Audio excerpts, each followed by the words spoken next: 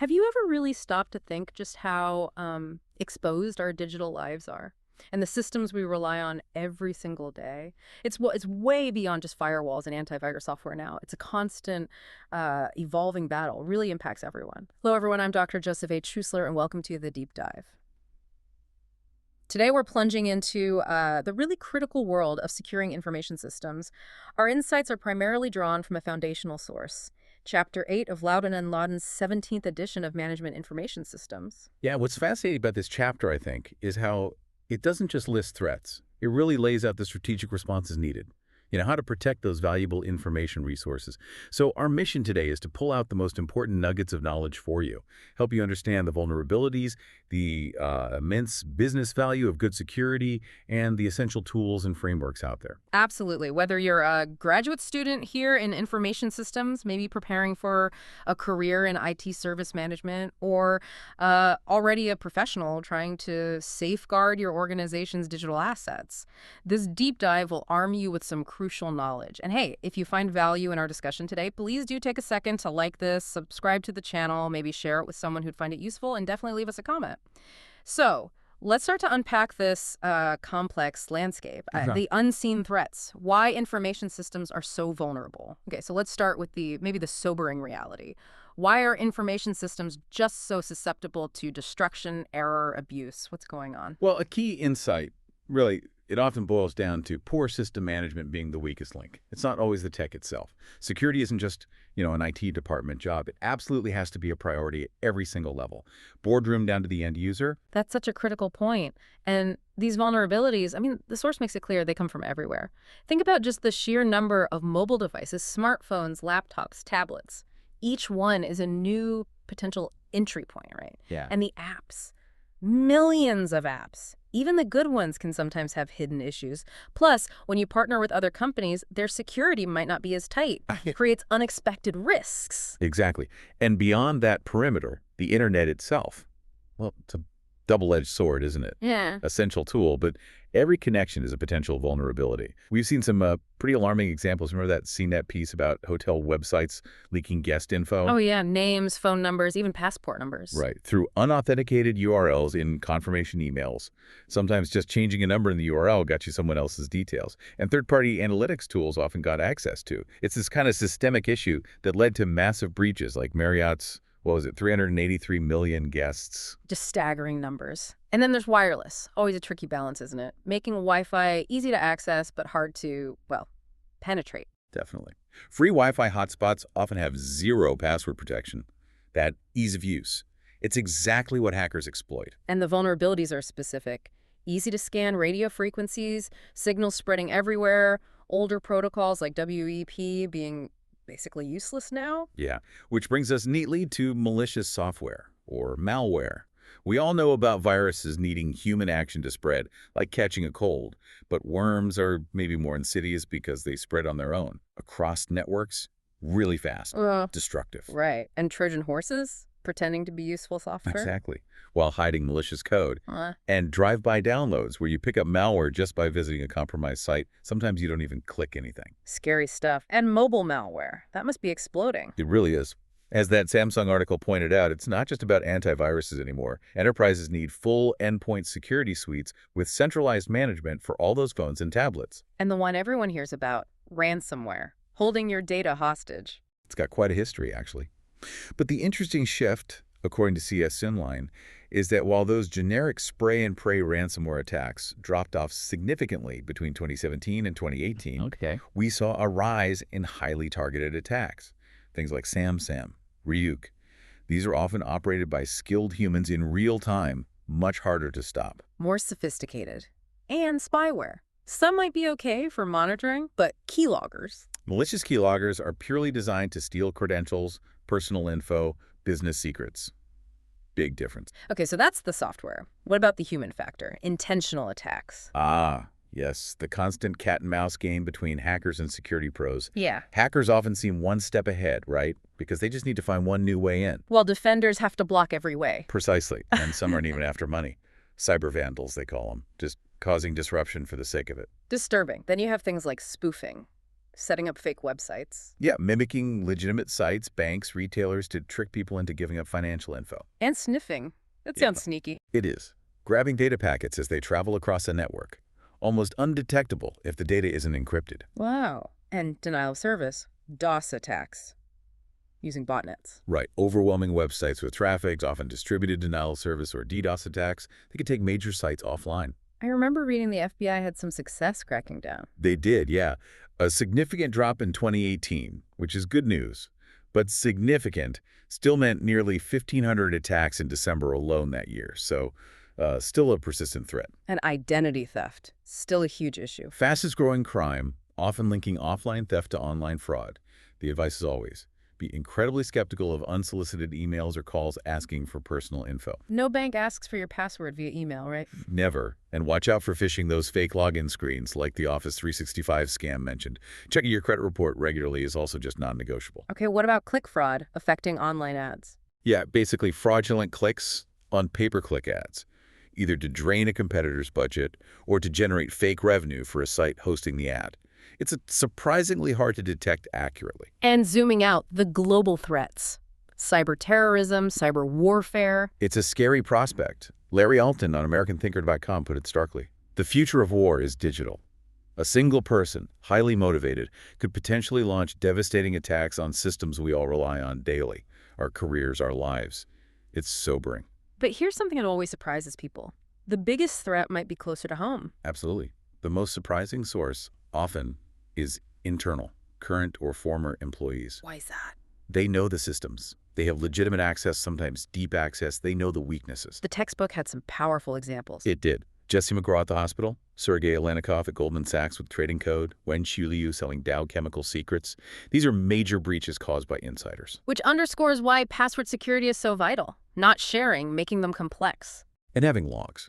Computer-generated logs create accountability. You can see who accessed what, when. Okay, finally in this section, what about just flaws in the software and hardware itself? Well, perfect error-free software, especially with millions of lines of code. It's basically impossible. That's why updates, patches, they're absolutely critical. And zero-day vulnerabilities. Sounds ominous. It means a flaw that's discovered by attackers before the vendor knows about it or can fix it. So there's 0 days of protection. Oof. And hardware. Malware in the chips themselves. That's an emerging and much harder problem. You can't just patch a chip easily. And the Capital One example in the text, that breach stemmed partly from incorrectly configured security hardware, not just software. Wow. Okay, that's a lot of vulnerability. It really is. Which leads us to the crucial question. With all this risk, what's the actual business value in spending potentially significant money on security and control? Is it worth it, too? The business value. Why security is an investment, not an expense. Right, because this isn't just about, preventing minor glitches. It's about protecting immense value. The numbers are just stark. That 2018 IBM Ponemon study, global average cost of a data breach, $3.86 million. $3.86 million. And $148 per lost or stolen record. Think about how many records big companies hold. Yeah. Adds up incredibly fast. Yeah. These aren't abstract figures. That's real financial damage. Exactly. So for businesses, for IT service management professionals, what does this mean practically? Well, first, avoiding litigation. That TJ Maxx breach cost them around $200 million in damages and legal fees. Others face potentially up to $1 billion. Billion with a B. Yeah. Then there are the legal and regulatory requirements. You can't just ignore these. The government mandates protecting personal and financial data. I could pay for healthcare. Right. Gramm-Leach-Wiley for financial institutions. Yeah. Sarbanes-Oxley for financial reporting integrity.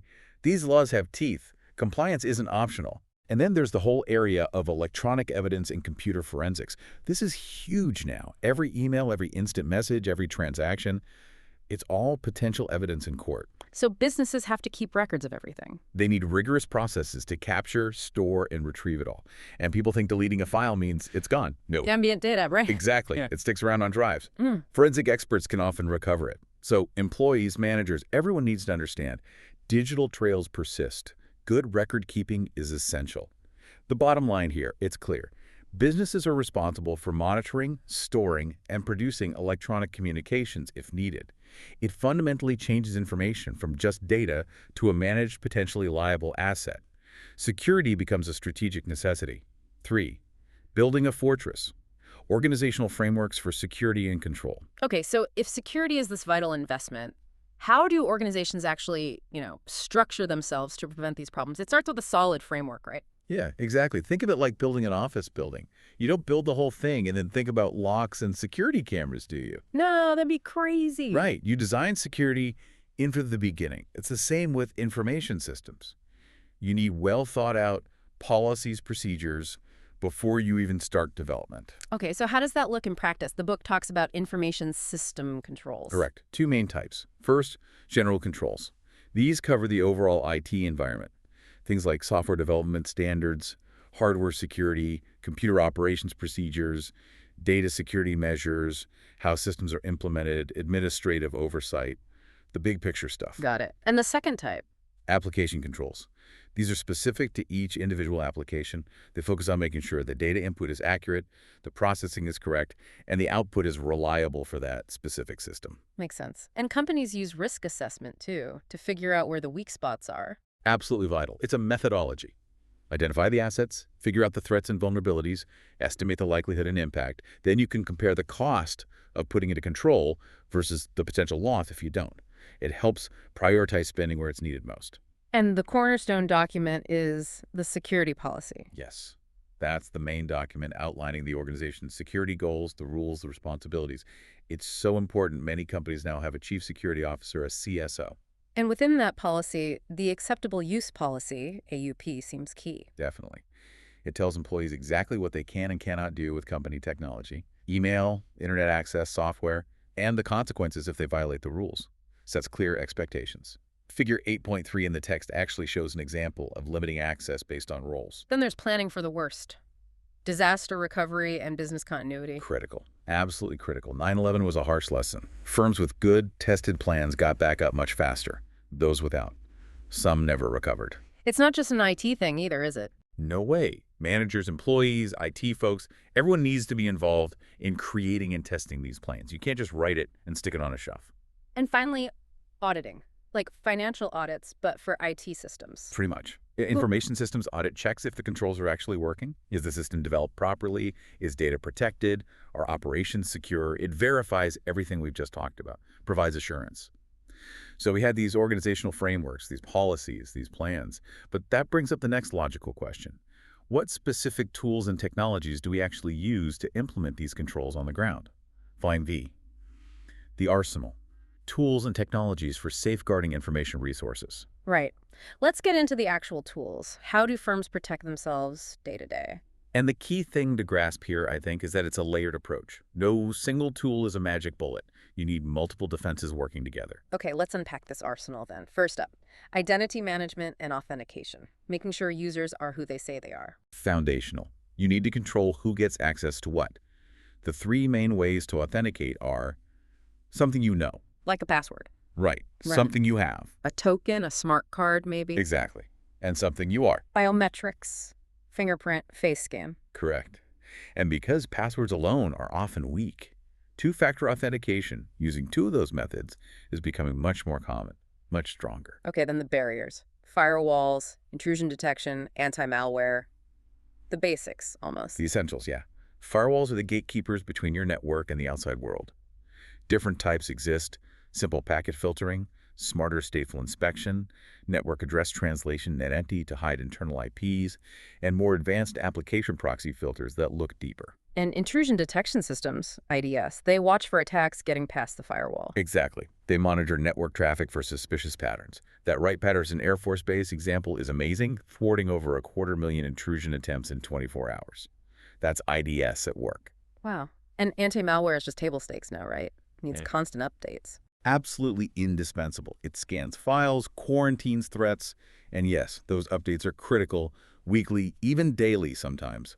New threats appear constantly. For smaller companies, managing all these separate tools can be tough. That's where Unified Threat Management, UTM, comes in. Right. UTM systems bundle multiple security functions: firewall, IDS, anti-malware, maybe VPN, content filtering into a single appliance or service, makes it much more manageable for small to medium businesses. What about securing wireless again? We talk vulnerabilities. What about solutions? Well, Wi-Fi protected access, WPA, especially WPA2 and now WPA3, are much better than the old WEP standard, but it still relies on strong passwords. And users need to actually enable encryption and change default router passwords. Individual responsibility is still huge. For online transactions, encryption is key, right? Scrambling the data. Absolutely essential. It's like sending a coded message. Think secure socket layers, SSL, or transport layer security, TLS. That's the STHCTPS. Makes the little padlock show up in the browser. Exactly. Public key encryption is common, using a public key to encrypt and a private key to decrypt. Longer keys mean stronger encryption. And digital certificates. They prove identity online. Yes, issued by trusted authorities. They vouch for the identity of a website or user. Public key infrastructure, PKI, is the whole system. The policies, software, procedures for managing these keys and certificates securely. There's also buzz about blockchain for security. Yeah, it's interesting because transaction data is stored in blocks, linked sequentially, and copied across many computers. It's hard to tamper with. Very hard. Changing one block would make it inconsistent with all the other copies, making the tampering obvious. It offers inherent integrity for transaction records. What about just keeping systems running? Ensuring availability? That's crucial too. Downtime costs money. Lots of it. So companies use fault-tolerant computer systems, basically redundant hardware and software components that can take over immediately if something fails. Like for an airline reservation system, can't afford for that to go down. Exactly. Lost transactions, lost productivity, angry customers. The cost is massive. And deep packet inspection. Mm-hmm. DPI, that sounds advanced. It is. Think of standard firewalls checking the address on a data packet. DPI is like opening the package and inspecting the contents. It allows for much finer control over traffic, blocking specific types of content or applications. But it takes a lot of processing power, so it's mainly used by large enterprises, governments, ISPs. What if a company just doesn't have the in-house expertise for all this? Security outsourcing is a big option. Managed security service providers, or MSPs, specialize in this stuff. They can provide the monitoring, management, and expertise that a company might lack internally. Okay, two big areas left. Cloud and mobile. What about security there? Is it the provider's problem? That's a common and dangerous misconception about the cloud. Jay Heiser from Gartner made a key point. The primary responsibility for securing corporate data in the cloud lies with the customer. So you can't just hand it over and forget it. Nope. You need to understand the provider's security, yes, but you're still accountable for configuring your own security settings correctly and managing access. And mobile platforms. Still big targets. Increasingly so. That 2017 Checkpoint study finding 100% of surveyed organizations hit by mobile malware. That tells you something. Wow. And there's debate about how best to secure them. Software versus hardware. Yeah, especially with sophisticated spyware like Pegasus, targeting both iOS and Android. Some argue software alone isn't enough. You need security built into the hardware. It's an ongoing challenge. Finally, just ensuring the quality of the software itself from the start. Right back to basics almost. Using software metrics to measure performance, identify potential issues early, and rigorous testing. Like walkthroughs before coding? Exactly. Reviewing the design and logic before writing code. And then debugging thoroughly after code is written to find and fix errors. Fewer bugs mean fewer potential vulnerabilities. So it really touches everything. Information systems, security, it's truly everyone's responsibility across the entire organization. Understanding the threats, knowing the frameworks, and deploying these tools. Effectively, that's the core of it. Outro. So let's bring this all together. What does this mean for you, especially if you're aiming for a career in IS or IT service management? This deep dive, it's not just theory, is it? It directly impacts real, growing career paths. Absolutely. This kind of comprehensive understanding of security, drawing from sources like Laudon and Laudon, it really positions you well. Think about roles like an identity access and management IAM support specialist. Okay, what do they do? They monitor those identity systems, make sure access controls are working, ensure compliance with policies and audit requirements. It's a critical field, and it's growing fast as IT becomes more central everywhere. That it won't happen to me attitude. Yeah. The text really nails it, calling that trouble. Big trouble. But hopefully with the insights we've unpacked today, you feel better equipped. Better equipped to recognize threats, understand the business side of things, and contribute to making security robust wherever you work. Thank you so much for joining us on this deep dive into securing information systems. We hope this discussion has sparked some significant aha moments and given you practical things to think about for your own career. Yeah, we really hope this exploration has been valuable for you. We'd genuinely love to hear your thoughts.